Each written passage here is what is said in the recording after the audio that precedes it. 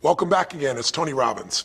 I'm very excited about this session because one of the biggest challenges for people is everybody wants a better quality of life. Everybody wants life to be greater, but almost all of us get stuck at times where something stops us, something prevents us from doing something that we really are capable of doing. Whether it's turning around our body or shifting a relationship or turning around our finances or maybe just being happy and fulfilled at a different level, we get stuck with a belief of how we're not supposed to be, what we're not supposed to do, what people won't accept, what we're not capable of. Or maybe we get stuck in an emotional pattern of just being pissed off or frustrated or worried or sad or overwhelmed. Sometimes we get stuck, not so much in anything but some habits of doing things a certain way. And what a breakthrough simply is that moment in time where there's an opening. And the opening can come from a conversation, it can come from meeting somebody that inspires you, it can come from an insight, it can come from watching a movie and being moved emotionally at just that right moment. It usually comes because something kind of clicked inside of us. Something snapped us and made us look at life through a different filter in a different way. And it's a real breakthrough because you take that little insight, that little distinction, that little moment, or maybe that little or big emotion inside of you that says, no more, I'm going to change this. And suddenly you do something to make your life better. You break out of the impossibility of life has to be this way or life is controlling me, and you start to take back control of your life. You start to make the shift that creates the quality of life that you really deserve. Everybody experiences extreme stress at some point in their life. I don't care who we are. Something happens outside our control and it hits our life and it knocks us on our tail. It might be a health stress. It could be something with your family. It could be economic, career. It could be something emotional that happens, biochemical. There's so many things. It could be an environmental situation that has nothing to do with you. Every one of us in our lifetime are experiencing extreme stress. And these days, because of the economy and the way we respond to it, the majority of people are experiencing some form of extreme stress, at least according to polls. Stress doesn't come from the facts. Stress comes from the meaning that we give the facts.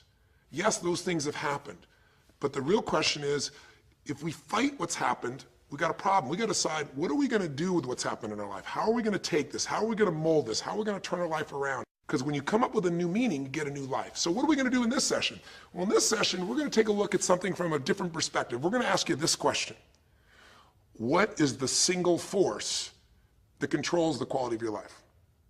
If there was one gift our Creator has given us, or the universe, whatever you believe, what is it? What is the one power that you have right now in this moment that can change everything? You have it, I have it, we all have it. It's this one singular individual power that can change anything in our life, regardless of what's happened to us. And I know you know the answer. The answer is the power of choice. The one thing we have in this world is we can't control the events, but we can choose what to focus on, we can choose what things mean, and we can choose what to do. Those three choices, those three decisions really control our life. It's not so much the conditions of our life that control our destiny as much as the decisions of our life. Try for a second to think about something. Think about your life and just think about, are there a few decisions? If I were to ask you 2 decisions you've made in your life, that if you would have made a different decision, you would have had a totally different life. I mean, it may be, a life may have been better or may have been worse, I don't know, but you would have a different life. I'm not asking you to buy into the fact that you should have known the answers. I just want you to see the power of a decision. How is your life better today because of a decision you made years ago, not just negative ones? Think about it. Sometimes a little decision changes your whole life. Like you decide one day to go to a certain school, and you go to that school or to go eat someplace, and you bump into the person that becomes the love of your life. Or you meet someone, and you decide as a result of that you're going to become a photographer or a software engineer or a business person or a doctor, a dentist, whatever. They impacted you, but you made the decision, that's what I really want. That's what my life's going to be about. And that decision has affected so much of your life. What you do, how you live your life, how you spend your time, what you earn or don't earn, who you attract into your life, beliefs you have, all come from some of these little decisions. What you decide to eat from your dinner plate each night certainly determines your physical destiny, right? We all know that, at least to a certain extent. I know there's a certain amount that's genetics, but I'm talking about the stuff you and I can control. So decisions equal destiny. It's not our conditions, it's our decisions. So if we want a new life, if we want a new experience, we've got to make new choices. If you don't like the way your career is or your business is, change it. If you don't like your body, change it. You don't like your relationship, change you first, because if you change it, you'll bring you to the next one. Maybe it's time to change it too, but change yourself first. If you want to change anything in your life, you have the choice. So there is no right or wrong. I just want to make you aware in this breakthrough session that everything in our life changes the moment we make a decision. And I mean a real decision. A decision is when you cut off any other possibility and you commit to something with everything you've got and you take action. But the big decisions start with little decisions like, what am I going to focus on? Because whatever you focus on, you're going to feel. If you focus on all the things that have been done to you in your life, of course you're going to feel like hell. If you focus on all the amazing coincidences that have happened, things that maybe they were guided, maybe not, but things happen, and because of that, you met this person that's your best friend, your husband, your wife, or because of that, you have this ability, or because you were there that day, God, you missed an accident. I don't know what it is, but whatever you focus on, you're going to feel. If you focus on people don't care, and you'll look for reasons why they don't care, and evidence they don't care, you'll find it everywhere. If you look for evidence that people are really good people inside, that at some level we all care about each other, you'll find it. Seek and you shall find. The secret is, have you become conscious about your decision making? Because this breakthrough session is, really, you want to change your life, make new choices. New life comes from new choices, but you got to make conscious choices. The people in this particular television special, Melissa and her husband, they really found themselves in a place where they were both making decisions, Melissa and Rick, that were unconscious.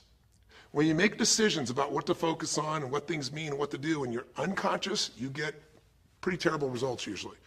Now, we've all done this. I do it still. We all do. But if you want to change your results, you got to become more conscious in your decision making. So think about it. What you focus on, you will feel, whether it's true or not. You focus on how people don't care, you're going to feel they don't care. Second decision you make is, what do things mean? So you focus on something someone does and you come up with a meaning, and the meaning is, no one loves me. The meaning is they're trying to take advantage of me. Depending on what meaning you come up with, and you get to choose the meaning of anything. For some people, they say, this situation happened with the economy, and what that means is, I'm going broke. Somebody else said, the situation happened with the economy, guess what? That means I'm gonna work harder, I'm gonna be more creative, it changed everything. Everybody else is gonna quit, so we're gonna dominate the marketplace. For people to do it. Is this the end right now, or is it the beginning? See, whether it's the end or beginning is your choice. You get to decide, because once you make up a meaning, it's true. If you think that this is the end of a relationship, are you going to treat people the same way as if you think it's the beginning of a relationship? No way. In fact, I tell people, if you want to have a great relationship, think about this. Treat people like you did in the beginning of the relationship, and there won't be an end. In the beginning of the relationship, when somebody says to you, would you take out the trash? What do you say? Of course, take out the trash. You're happy to do anything, right? But after about 6 months or 6 years, you go take them out the trash. You go, what do you mean? What, I look like your janitor? Take out your own trash. The meaning we give things is very different, and so we feel different, and our life is different. In the beginning, you'll do anything for someone. Now you make up a new meaning. Why should I have to do that for them?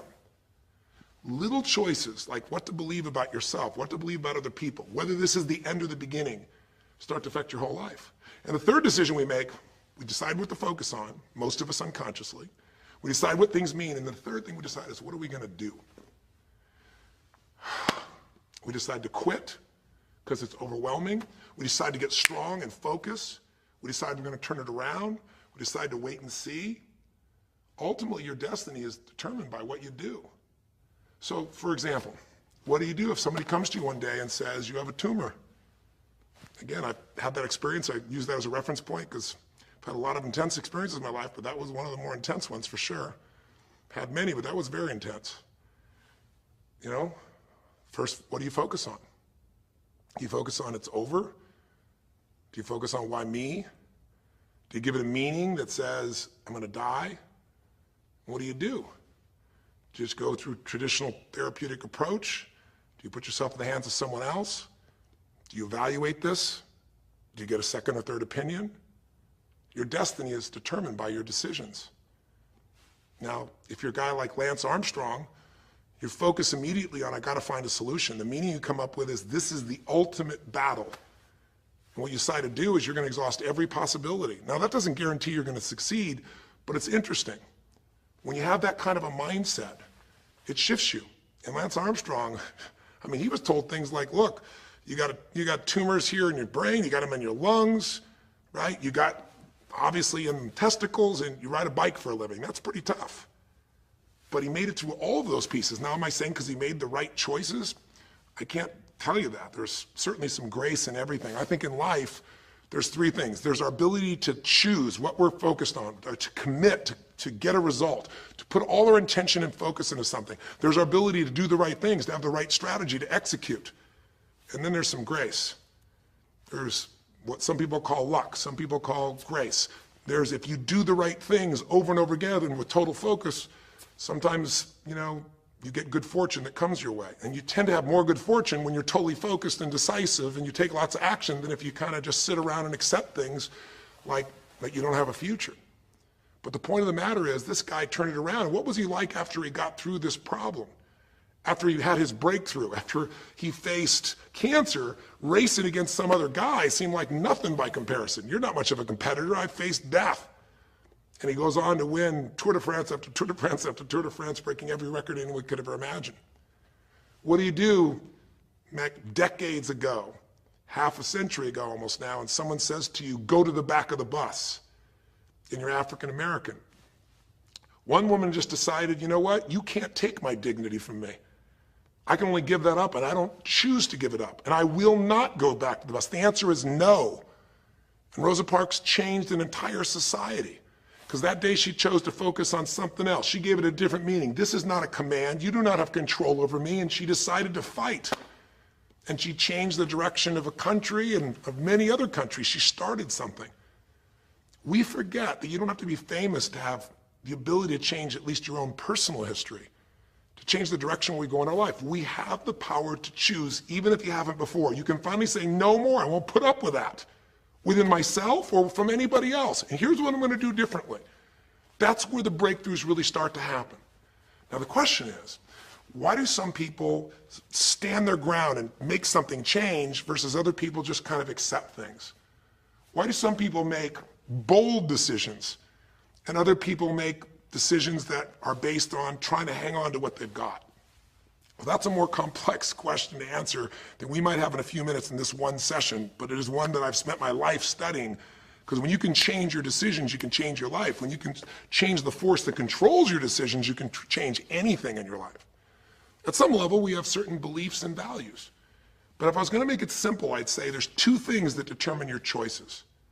The first thing is the state of mind and emotion you're in at that moment. Think about it. Have you ever snapped at somebody and had nothing to do with them? It was just the state you're in, right? You were frustrated, you were pissed off about something, and in that state of mind, whatever they said got interpreted through that state, and you made up a meaning like they were an irritant or they were interrupting you. They weren't. You probably felt bad afterwards. When we get in the wrong state, we make the wrong decisions. When you get in a strong, empowering state, you'll make a better decision.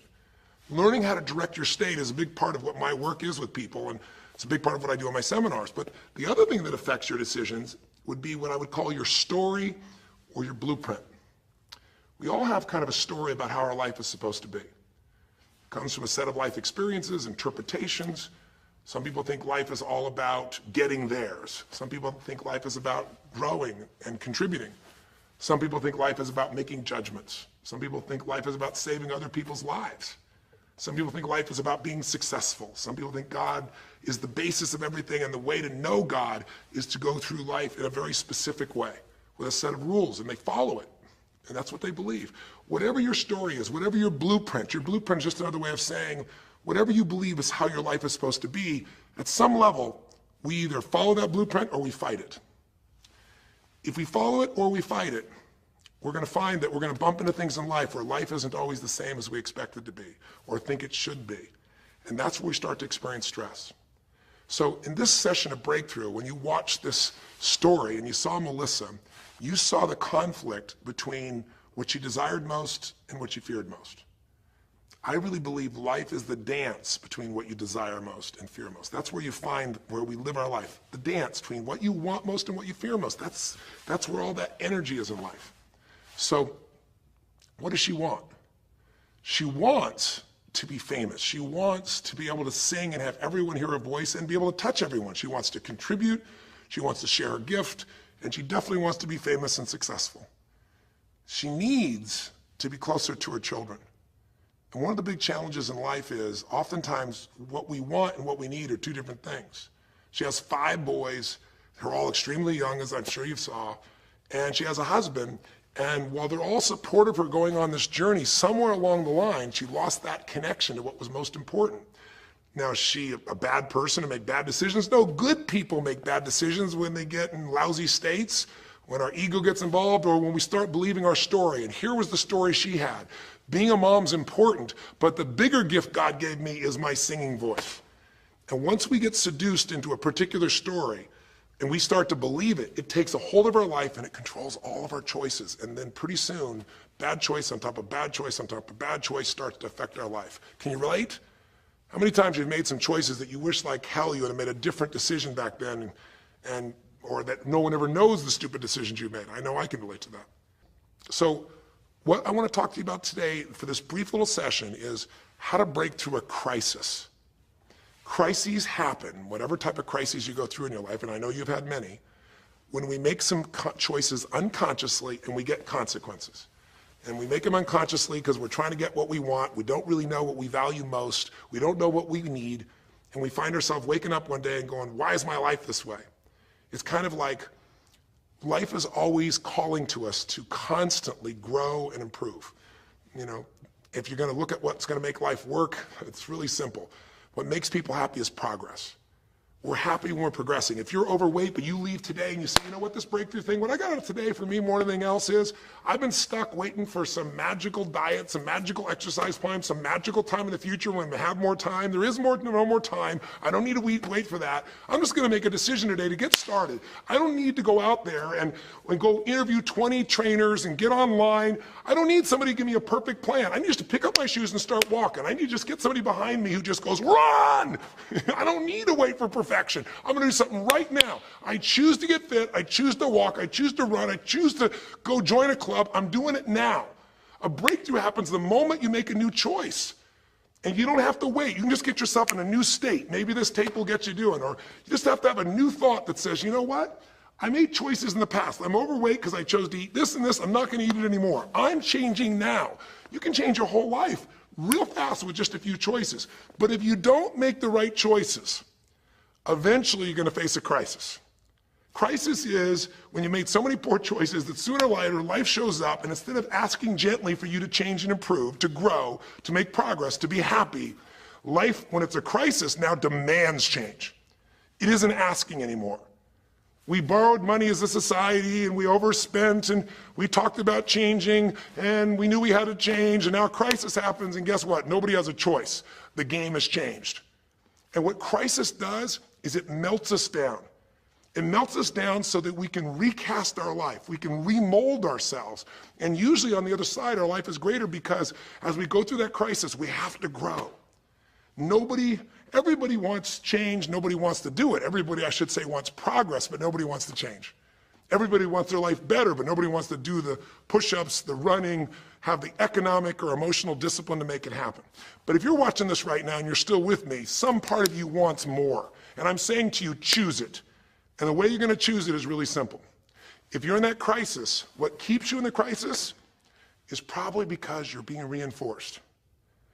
Most people, they overeat, or they smoke, or they drink, or they yell at people. They keep doing it because they're rewarded. Whatever gets rewarded gets reinforced. Whatever habit or behavior is reinforced becomes a habit, and then pretty soon, do it long enough, it becomes part of your personality, and pretty soon you think it's who you are, and you just keep living that way. I mean, it's easy to see this in other people, right? It's easy to see how messed up they are and how easy they could if they just make some new choices. All you got to do is turn on the television, some news program, some entertainment program, and you'll hear detailed descriptions about some person who is very powerful celebrity who is doing some stupid thing.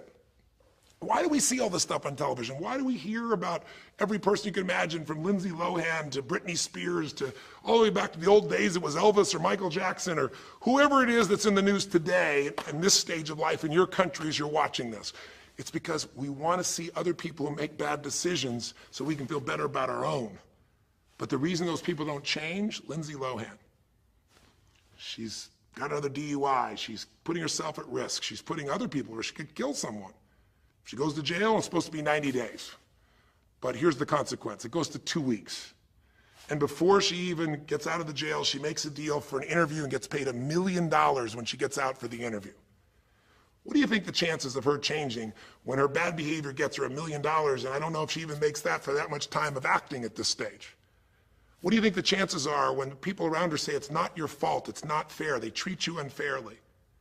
As long as we have the decision that we're not responsible, it's not our fault, we can't change anything. We have no power.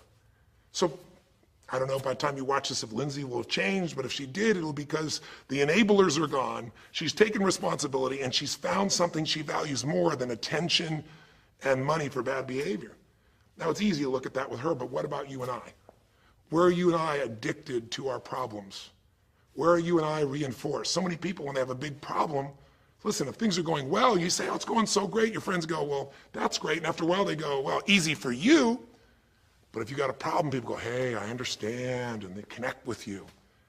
Where do we get addicted to our problems? If you want to make a new choice, if you want to make a new decision today, if you want to have a breakthrough in some area of your life, you got to give up the story that it's not your fault, and you got to give up the attention and the love and the connection and the commiserating that comes with it with other human beings.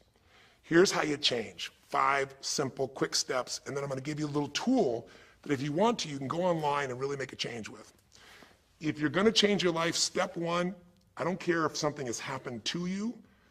You know, somebody has spilled oil all over where you fish. It's horrific. It's disgusting how they've dealt with it, but it's happened and you got to deal with it. Something's happened. Someone in your family's been injured. You've lost your job. I don't care what the problem is. If you're in a crisis, step number 1, see it as it is, but don't see it worse than it is. Now, what do I mean by that? I don't mean be some Mr. or Miss positive thinking. By now, if you spend any time with me, you know I'm not about that. I'm not here to tell you, go to that garden and chant, there's no weeds, there's no weeds, there's no weeds. Doing affirmations is not going to change your life. You got to go see where the weeds are and pull them out. My point is simple. You got to see what the problem is, but you can't make it so horrific that you just give up. Today, this is the first generation in almost 100 years of Americans who now believe, the majority of Americans now believe, that the quality of life for themselves and their kids in the future is going to be worse than the past. They have, in other words, nothing to look forward to. 63% of the US as of today. Wow. When you start thinking there is no future, you go into what we call learned helplessness, a place where you just kind of give up.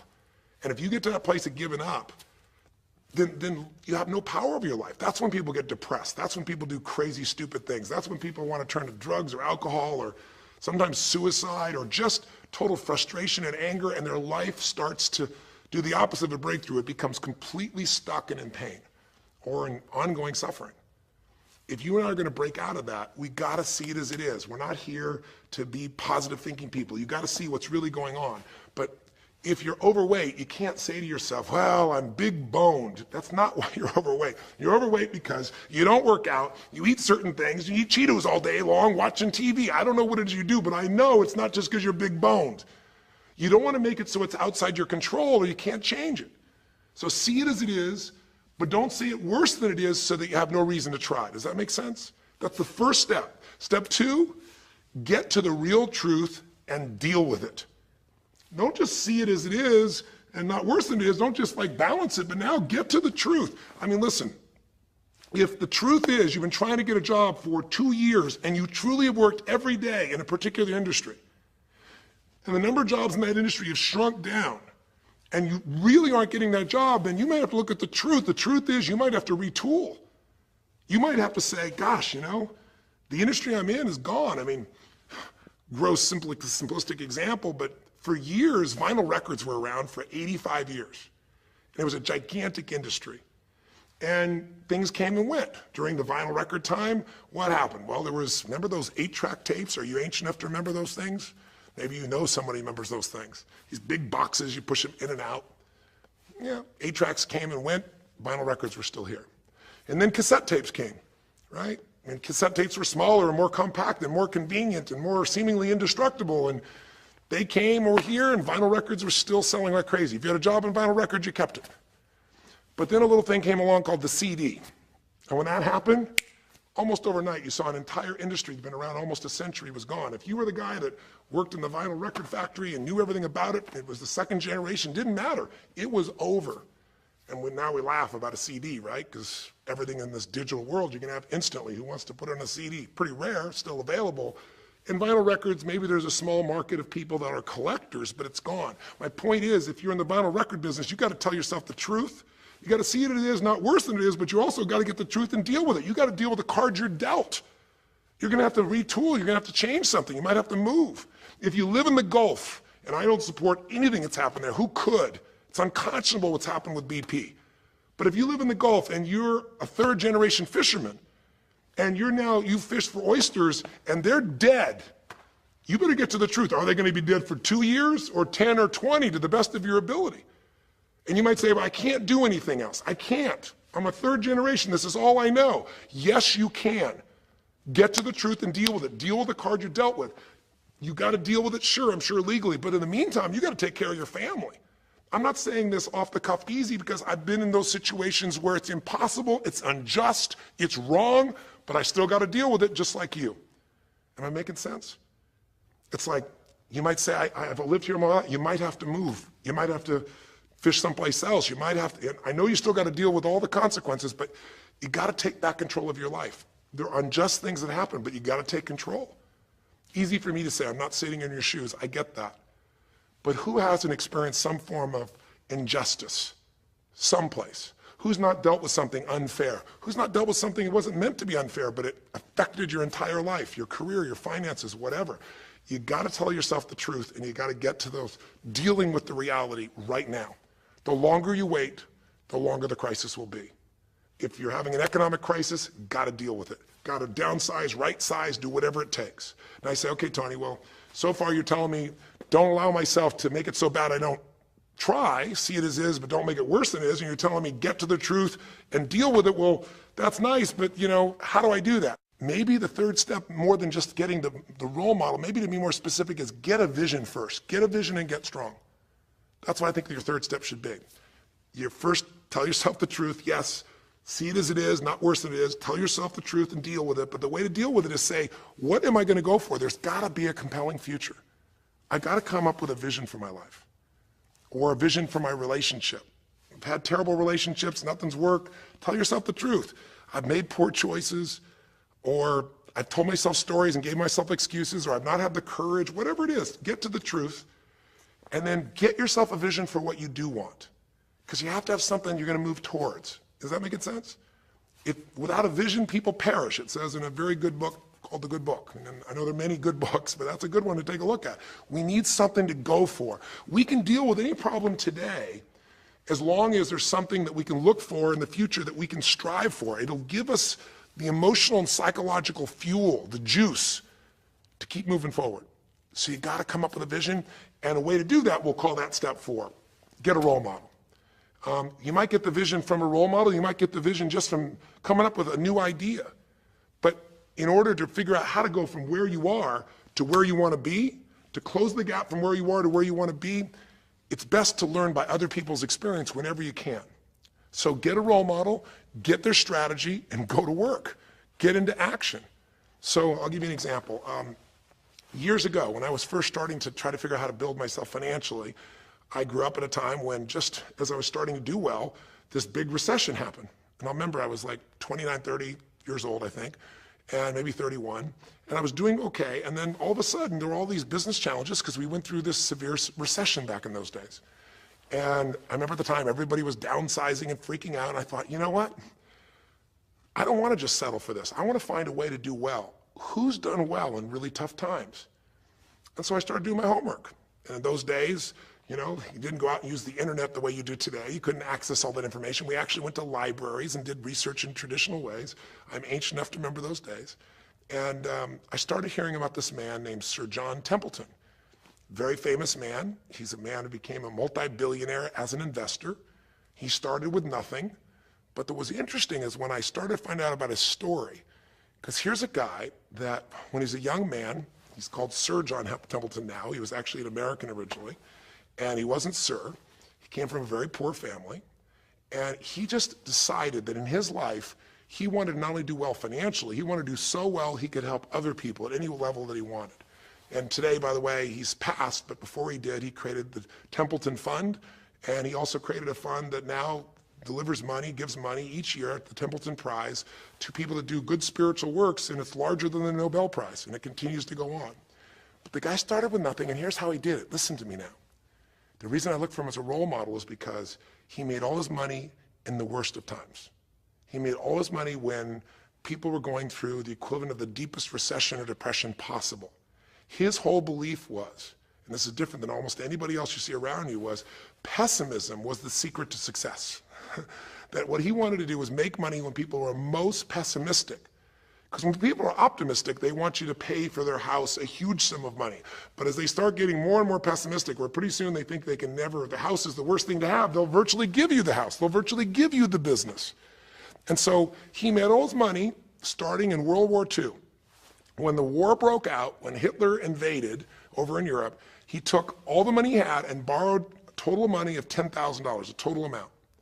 He bought with $10,000 every stock on the New York Stock Exchange that was $1 or less that he thought might be useful, including some companies that looked like they're going to be bankrupt. But he did it when people were the most pessimistic. Because if you recall, it looked like Hitler was going to take over. It didn't look like we were all going to be the winners. It looked like Hitler was going to dominate. And when people were that scared, they would give up anything they had just to get a little bit back. And so he bought all the stock that eventually made him a multi-billionaire. He became a billionaire because after things changed, after the war, just 5 years later, and the economy started to surge, everything changed for him. Where do you think he invested next after World War II? Where was a country that was pummeled, that was down, the factories were basically turned into mud? Japan. You could buy things for pennies in Japan that would have cost you hundreds of thousands of dollars before, and he did. When everyone was most pessimistic, he went and did well. And then he sold when the 80s surged and when everybody thought Japan was the greatest country on earth and had the biggest businesses, he sold and made his maximum profit when people were overly optimistic. He did the same thing down in South America when inflation went crazy. This man spent his entire life basically having a strategy of how to succeed when everybody else was scared. I tell you that because he's a role model. What he did, how he did it, it's all in writing, it's crystal clear. You could do the same. But you won't be able to do it when you're telling yourself the sky is falling and it's over. When you see it worse than it is, you'll just give up. You won't do it if you don't tell yourself the truth is, you know what, this system isn't working. I got to do something. I got to change my finances. I got to change my job. I got to reach. If you don't tell yourself the truth and deal with the truth, the real truth, nothing's going to happen. You won't ever even think about a guy like John Templeton if you don't have a vision that says, I don't care how the environment is, I'm going to find a way to do well.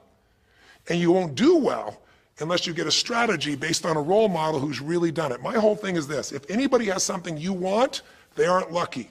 They did something. If you model them, if you take similar steps, you can produce a similar result. Make sense?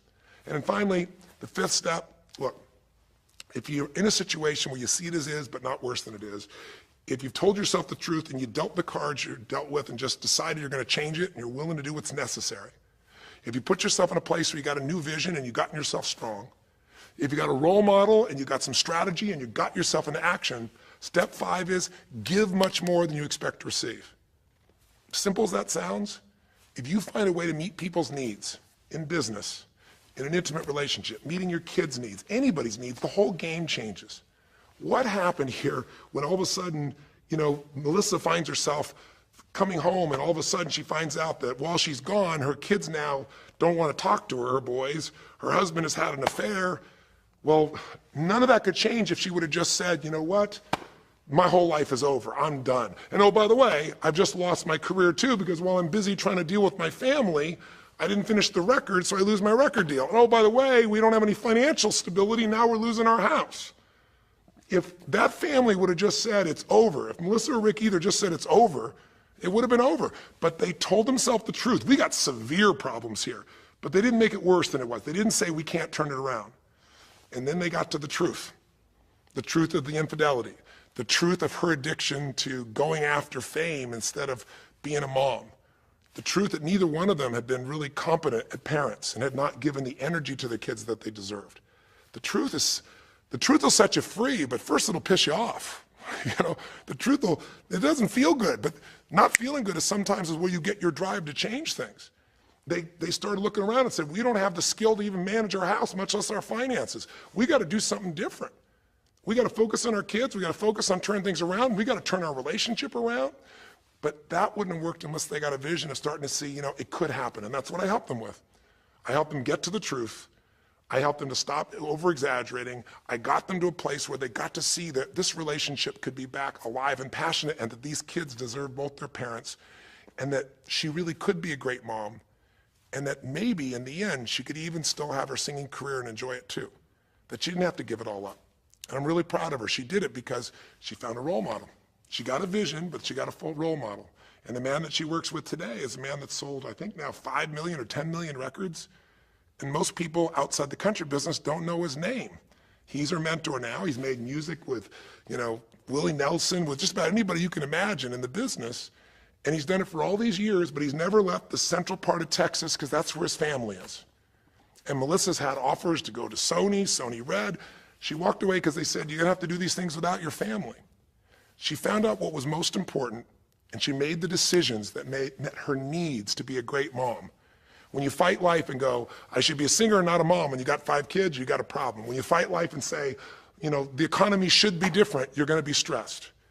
Deal with what is, without exaggeration, with total honesty, dealing with the cards, coming up with a vision, finding yourself a role model that shows your strategy, work your tail off, give, keep changing your approach, and you can get where you wanna go. Make sense? Now that might sound like a lot. So to get you started, here's what I'd like you to do for this session. Start out, if you want, by taking a big crisis or problem you have and going through these steps, saying, okay, what's really true? And let me exaggerate, let me stop the exaggeration. Let me not make it worse than it is. Just let's define what's true. Let's stop the story, just here's what it is. We got this much financial challenge. We got this physical challenge, whatever it is. And then you go to step 2. All right, let's find out the truth. Let's get the details.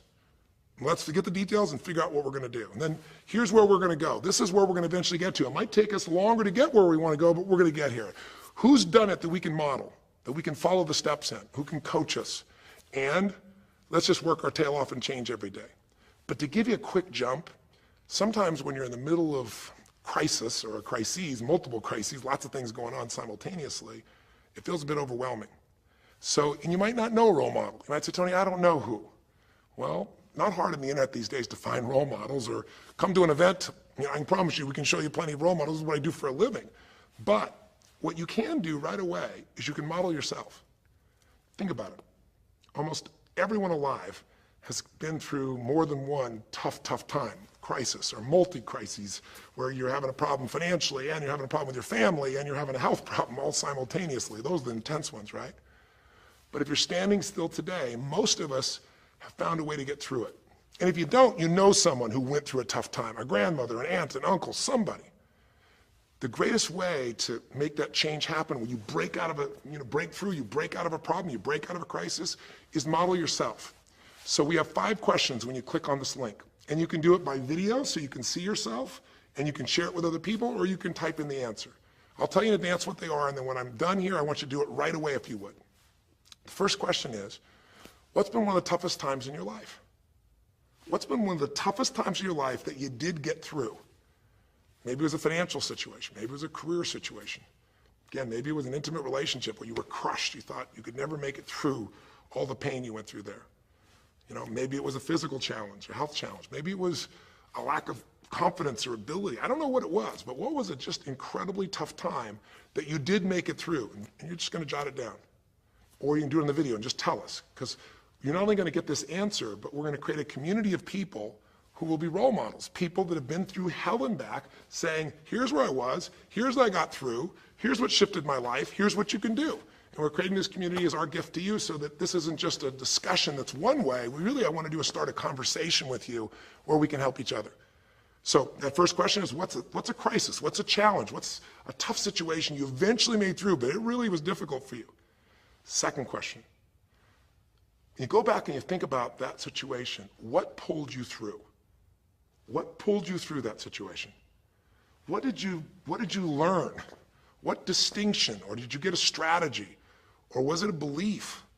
Or did you meet someone who helped you?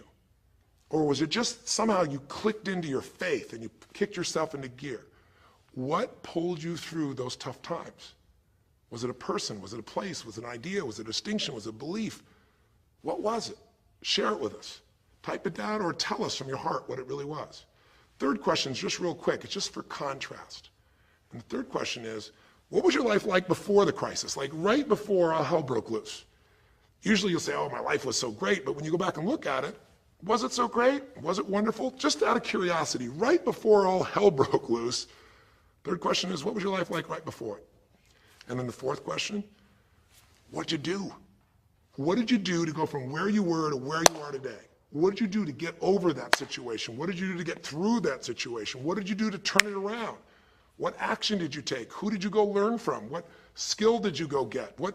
What did you physically do? Kind of give us the description of what you did, because we all want to know, because you can provide us a pathway. You may have been through a crisis that someone else is going through right now, and they could learn from you. They could learn the shortcut. And finally, the fifth question, maybe the most important one besides what pulled you through, and the fifth one is, how is your life actually better today because you went through this crisis? Whatever the crisis was. How are you stronger? Or are you more compassionate because you felt that suffering? You don't want anybody else to feel it. Or are you more hopeful because you know you made it through that so you can make it through other things?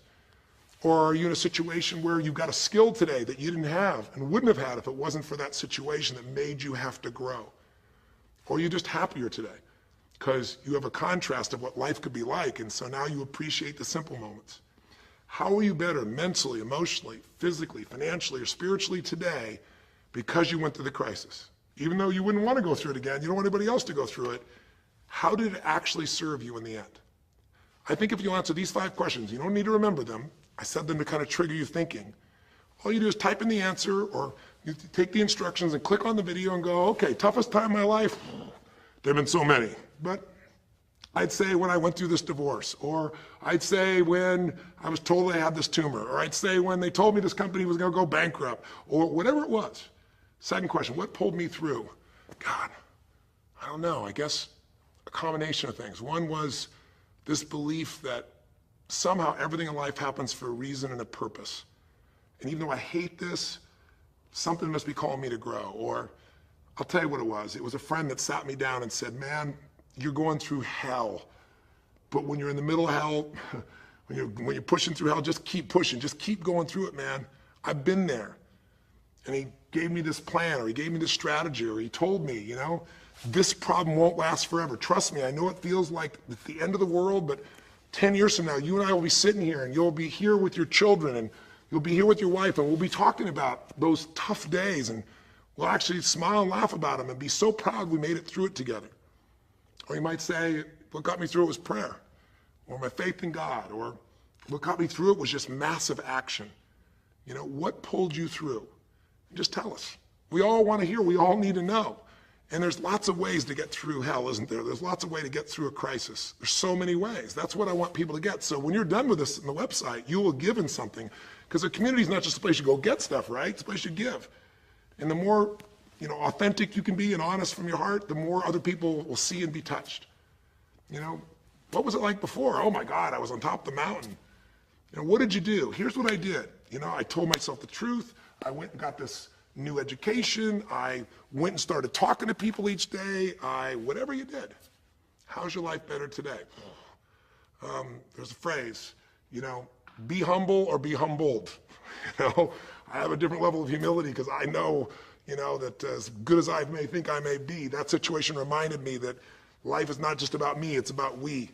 Or, gosh, because of that, I love my wife so much because we made it through that situation together.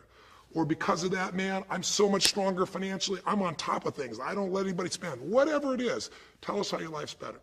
Okay?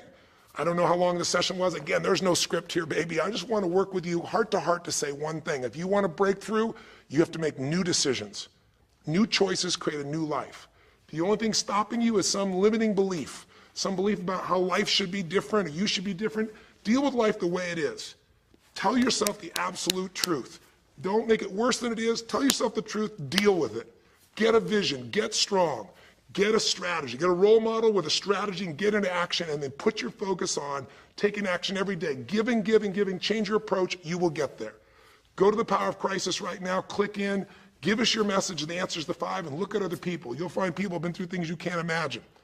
A woman talking about how one day she was home and a man came in, and to try and save her children from being hurt, she had to let him rape her right in front of her kids. And when her husband found out, he came home, he was so upset he left her. And then she developed cancer. I mean, you'll see some stories here that'll blow your mind. And today she's the most happy, incredible woman, and she's helping other people who have cancer to get through it. She's healthy and strong. Her kids are strong. We need those kinds of role models. So whether your story is little or big, there is no little or big. We all need a pathway of power, and this will be a gift to yourself because it will activate your resources, and it'll be a gift to other people as well. So that's our session. The power of decision, the power of choice, how to face a crisis and turn around. It may not sound like rocket science. It's not. It's just called the truth. And the truth will set you free, as they say. So live strong and live with passion.